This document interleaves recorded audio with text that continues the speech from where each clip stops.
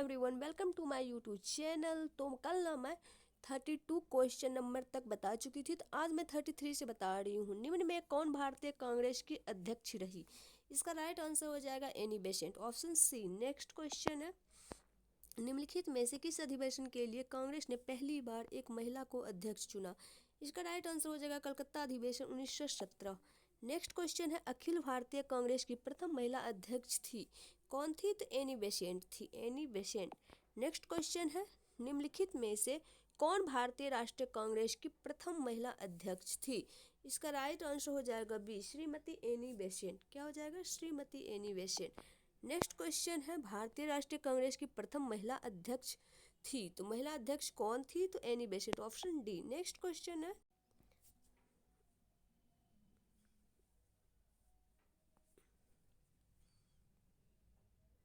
भारतीय राष्ट्रीय कांग्रेस की प्रथम महिला अध्यक्ष कौन थी? तो इसका राइट आंसर हो जाएगा श्रीमती एनी बेसेंट। एक ही क्वेश्चन कितना बार दिया हुआ है, इससे होता क्या है कि क्वेश्चन बार बार रिपीट करने से याद हो जाती है। नेक्स्ट क्वेश्चन है, कांग्रेस की प्रथम भारतीय महिला अध्यक्ष कौन थी? तो इसका राइट क्या हो जाएगा? सरोजनी नायडू। कौन भारतीय महिला हो जाएगा? तो सरोजनी नायडू हो जाएगा। सरोजनी नायडू प्रख्यात कवित्री और राष्ट्रवादी नेता थी। वर्ष 1925 में कानपुर में हुए भारतीय राष्ट्रीय कांग्रेस के 44वें वार्षिक अधिवेशन में वह कांग्रेस की प्रथम भारतीय महिला अध्यक्ष बनी। यह महात्मा गांधी की विश्वास पात्र और निष्ठावान सहयोगी थी। स्वतंत्रता संग्राम में भाग लेने पर इन्हें कई बार जेल भी जाना पड़ा। वर्ष 1947 से 49 तक यह उत्तर प्रदेश की राज्यपाल भी रही। इंडियन नेशनल कांग्रेस की प्रथम भारतीय महिला अध्यक्ष कौन थी? इसका राइट आंसर हो जाएगा Sarojini Naidu, option C. Next question है, निम्नलिखित कथनों पर विचार कीजिए। कथन एक है, भारतीय राष्ट्रीय कांग्रेस का प्रथम अधिवेशन कलकत्ता में हुआ था। भारतीय राष्ट्रीय कांग्रेस का दूसरा अधिवेशन दादा भाई नौरोजी की अध्यक्षता में हुआ था। भारतीय राष्ट्रीय कांग्रेस तथा मुस्लिम लीग दोनों ने लखनऊ में 1916 में अधिवेशन किया तथा लखनऊ समझौता संपन्न किया। इसका राइट आंसर हो जाएगा ऑप्शन सी, यानी कि 2 और 3 सही है। नेक्स्ट क्वेश्चन, भारतीय राष्ट्रीय कांग्रेस का प्रथम अधिवेशन कलकत्ता में नहीं बल्कि बम्बई में हुआ, जिसमें कुल 72 सदस्यों ने हिस्सा लिया। यद्यपि इसे पुणे में आयोजित होना था, किंतु वहां हैजा फैल जाने के कारण यह बम्बई में आयोजित किया गया, अतः कथन 1 असत्य है। दूसरा अधिवेशन 1886 में कलकत्ता में दादा भाई नौरोजी की अध्यक्षता में हुआ था। भारतीय राष्ट्रीय कांग्रेस तथा मुस्लिम लीग दोनों ने वर्ष 1916 में लखनऊ में अधिवेशन किया। तदनुसार कांग्रेस तथा मुस्लिम लीग के बीच लखनऊ समझौता हुआ, जो कांग्रेस लीग योजना तथा लखनऊ पैक्ट के नाम से जाना जाता है। इसी अधिवेशन में उग्रपंथियों को, जिन्हें पिछले 9 वर्ष से कांग्रेस से निष्कासित कर दिया गया था, पुनः कांग्रेस में शामिल किया गया। कांग्रेस के लखनऊ अधिवेशन की अध्यक्षता अंबिका चरण मजूमदार ने की थी। नेक्स्ट क्वेश्चन है, भारतीय राष्ट्रीय कांग्रेस का 27वां अधिवेशन किस स्थान पर हुआ? तो इसका राइट आंसर हो जाएगा बांकीपुर। भारतीय राष्ट्रीय कांग्रेस का 27वां अधिवेशन जो है दिसंबर 1912 में बांकीपुर में संपन्न हुआ। इस अधिवेशन की अध्यक्षता आर.एन. मुधोलकर ने की। इसी अधिवेशन में ए.ओ. ह्यूम को कांग्रेस का पिता कहा गया।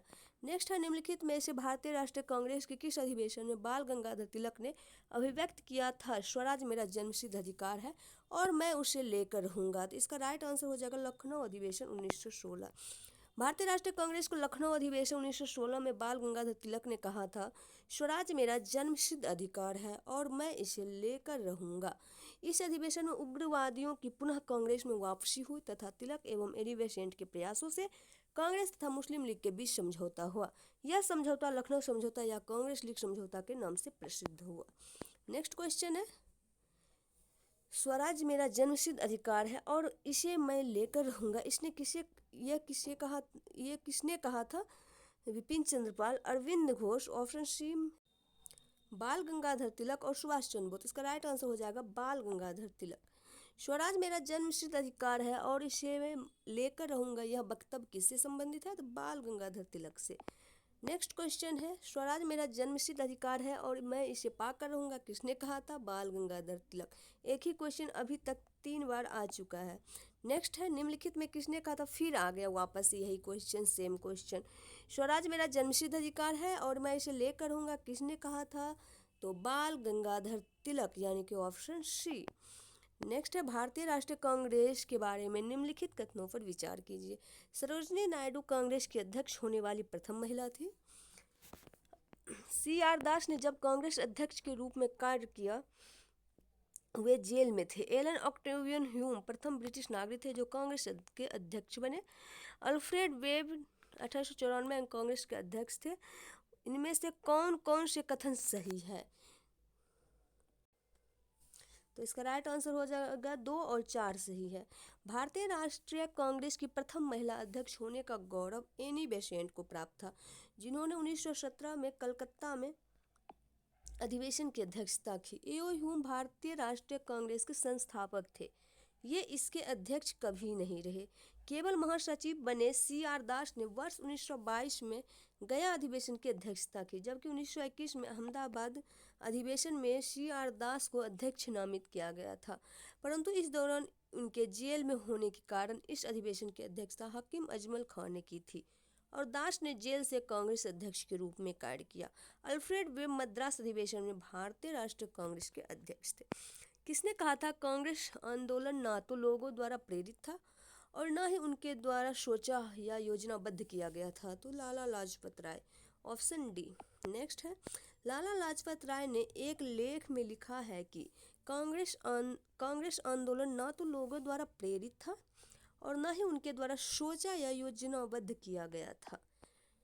नेक्स्ट क्वेश्चन है किसने कहा था कांग्रेस पतन के लिए लड़खड़ा रही है? मेरी सबसे बड़ी अभिलाषा जब तक मैं भारत में रहूं कांग्रेस की शांतिपूर्ण समाप्ति में सहयोग कर सकूं। तो इसका राइट आंसर हो जाएगा लॉर्ड कर्जन, ऑप्शन बी। अंग्रेज शासक समझते थे कि नरमपंथियों के नेतृत्व में कांग्रेस काफ़ी कमज़ोर है, जनता में इसकी पैठ नहीं है, अतः इसे खत्म किया जा सकता है। इस नीति के सबसे बड़े प्रवक्ता थे लॉर्ड कर्जन। वर्ष 1900 में कर्जन ने कहा था कांग्रेस अब लड़खड़ा रही है और जल्द ही गिरने वाली है। मेरा सबसे बड़ा मकसद भी यही है कि मेरे भारत प्रवास के दौरान ही इस पार्टी का अंत हो जाए। वर्ष 1903 में उन्होंने मद्रास गवर्नर को लिखा, जब से मैं भारत आया हूँ मेरी नीति यही रही कि किसी भी तरह कांग्रेस को नपुंसक बना दूँ। वर्ष 1904 में कर्जन ने कांग्रेस अध्यक्ष के नेतृत्व में एक कांग्रेस प्रतिनिधि मंडल से मिलने से इनकार कर दिया था। नेक्स्ट क्वेश्चन है अध्यक्षीय संबोधन के समय जिस कांग्रेस अध्यक्ष ने हिंदी भाषा के लिए रोमन लिपि लागू करने की वकालत की थी वे कौन थे? सुभाष चंद्र बोस। इसका राइट आंसर डी है। अपने अध्यक्षीय संबोधन के समय सुभाष चंद्र बोस ने हिंदी भाषा के लिए रोमन लिपि लागू करने की वकालत की थी। सुभाष चंद्र बोस ने कांग्रेस के हरिपुरा अधिवेशन की अध्यक्षता की थी। कौन से अधिवेशन की? तो हरिपुरा अधिवेशन की अध्यक्षता की थी सुभाष चंद्र बोस। भारत के स्वतंत्र प्राप्ति के बाद निम्नलिखित में से किसने सुझाव दिया था कि भारतीय राष्ट्रीय कांग्रेस को अब समाप्त कर दिया जाए? तो इसका राइट आंसर हो जाएगा महात्मा गांधी जी ने बोले थे। नेक्स्ट है भारत की स्वतंत्रता प्राप्ति के बाद महात्मा गांधी ने भारतीय राष्ट्रीय कांग्रेस को समाप्त करने का सुझाव दिया था। अमृतसर के भारतीय राष्ट्रीय कांग्रेस अधिवेशन 1919 के प्रस्ताव के अनुसार महात्मा गांधी द्वारा कांग्रेस का नया संविधान लिखने हेतु निम्नलिखित में से किन्हें उनके सहयोग हेतु चुना गया? बीजी तिलक, NC केलकर, CR दास, IV सेन। नीचे दिए गए कूट के सही उत्तर का चयन कीजिए। इसका तो कूट जो है 2 और 4 सही है, बाकी एक्सप्लेनेशन देखते हैं। कांग्रेस के संविधान लिखने हेतु महात्मा गांधी बीजी तिलक एवं CR दास का सहयोग चाहते थे, किंतु कार्याधिक्य के कारण इस हेतु नेताद्वय उपलब्ध नहीं हो सके। इन शीर्ष नेताओं के स्थापन के रूप में इन्हीं नेताओं के कनिष्ठ सहयोगी NC केलकर एवं IV सेन को कांग्रेस संविधान के लेखन में महात्मा गांधी के सहयोग हेतु चुना गया। कांग्रेस के अधिवेशन में एक गवर्नर जनरल ने भाग लिया था। उक्त गवर्नर जनरल तथा अधिवेशन स्थल निम्न में कौन सा था? तो इसका राइट आंसर होगा Lord Irwin Karachi 1931, Lord Willingdon Bombay 1915, यानी कि बी आंसर सही है। नेक्स्ट है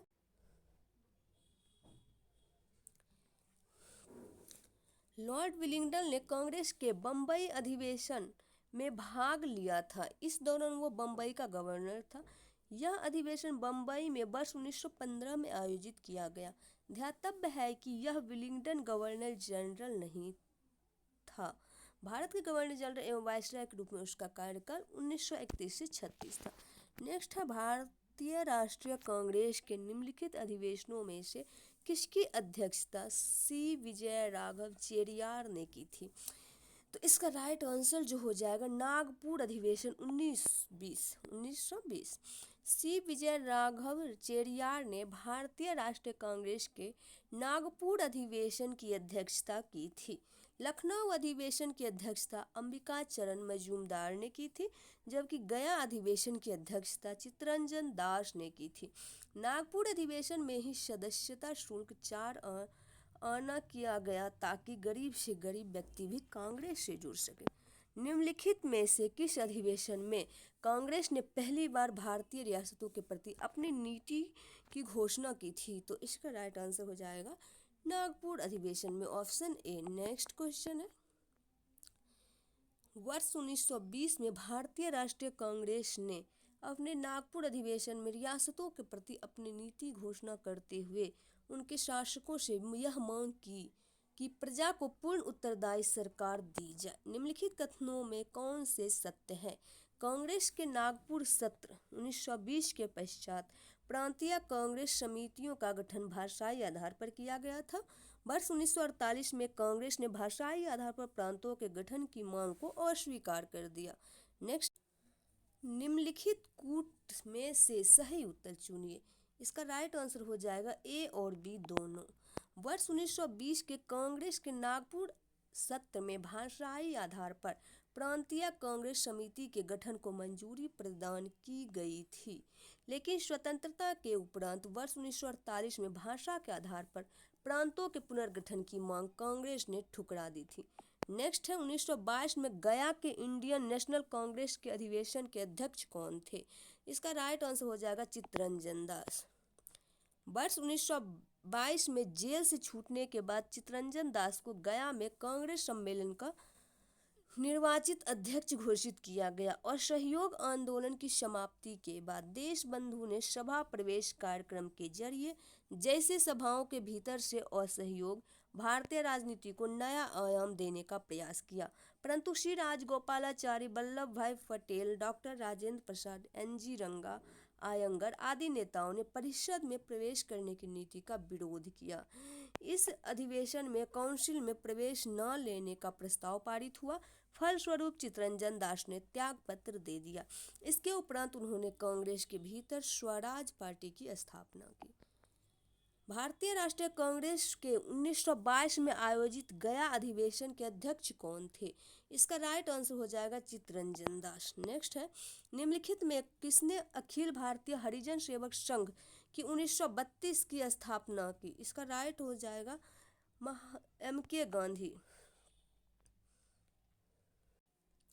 अखिल भारतीय हरिजन सेवक संघ की स्थापना 1932 में MK गांधी ने की थी। 61 नंबर क्वेश्चन है, नीचे उन व्यक्तियों की सूची दी गई है जो भारतीय राष्ट्रीय कांग्रेस के अध्यक्ष हुए, तिथ्यानुसार उन्हें क्रमबद्ध कीजिए। नीचे दिए गए कूट का उपयोग कर उत्तर चुनिए। महात्मा गांधी, जवाहरलाल नेहरू, वल्लभ भाई पटेल, श्रीमती सरोजिनी नायडू। इसका राइट आंसर हो जाएगा 1, 4, 2 और 3। प्रश्नगत कांग्रेस अध्यक्ष का अध्यक्षता वर्ष निम्न है। महात्मा गांधी ने केवल एक बार 1924 में बेलगांव अधिवेशन की अध्यक्षता की थी। सरोजिनी नायडू ने वर्ष 1925 में कानपुर में हुए भारतीय राष्ट्रीय कांग्रेस के 40वें वार्षिक अधिवेशन में कांग्रेस की प्रथम भारतीय महिला अध्यक्ष बनी। जवाहरलाल नेहरू ने वर्ष 1929 में लाहौर, अप्रैल 1936 में लखनऊ तथा दिसंबर 1936 में फैजपुर अधिवेशन की अध्यक्षता की थी, जबकि पटेल ने वर्ष 1931 के कराची अधिवेशन की अध्यक्षता की थी। भारतीय राष्ट्रीय कांग्रेस के 1924 के अधिवेशन में महात्मा गांधी द्वारा मात्र एक बार अध्यक्षता की गई। यह अधिवेशन कहाँ हुआ था? इसका राइट आंसर हो जाएगा बेलगांव। भारतीय राष्ट्रीय कांग्रेस का एकमात्र अधिवेशन जिसकी अध्यक्षता महात्मा गांधी ने की थी तो वो था बेलगांव अधिवेशन 1924। नेक्स्ट क्वेश्चन है, महात्मा गांधी ने भारतीय राष्ट्रीय कांग्रेस की किस अधिवेशन की अध्यक्षता की? तो इसका राइट आंसर हो जाएगा बेलगांव अधिवेशन 1924। सूची 1 को सूची 2 से सुमेलित कीजिए और नीचे दिए गए कूट से सही उत्तर का चयन कीजिए। अबुल कलाम आज़ाद, सरोजनी नायडू, मोतीलाल नेहरू, डॉक्टर राजेंद्र प्रसाद, कौन कौन से अधिवेशन में ये सब अध्यक्ष बने थे? इसका एक्सप्लेनेशन देखते हैं, ज़्यादा सही रहेगा। यहाँ पे दिया हुआ मोतीलाल नेहरू, जो कि अमृतसर अधिवेशन 1919। भारतीय राष्ट्रीय कांग्रेस की सभाओं के स्थान अमृतसर में हुआ था 1919 में, तब अध्यक्ष बने थे मोतीलाल नेहरू। सरोजनी नायडू कानपुर अधिवेशन 1925, डॉक्टर राजेंद्र प्रसाद बम्बई अधिवेशन 1934, अबुल कलाम आज़ाद रामगढ़ अधिवेशन 1940। उत्तर प्रदेश के विभिन्न स्थानों में आयोजित भारतीय राष्ट्रीय कांग्रेस के अधिवेशन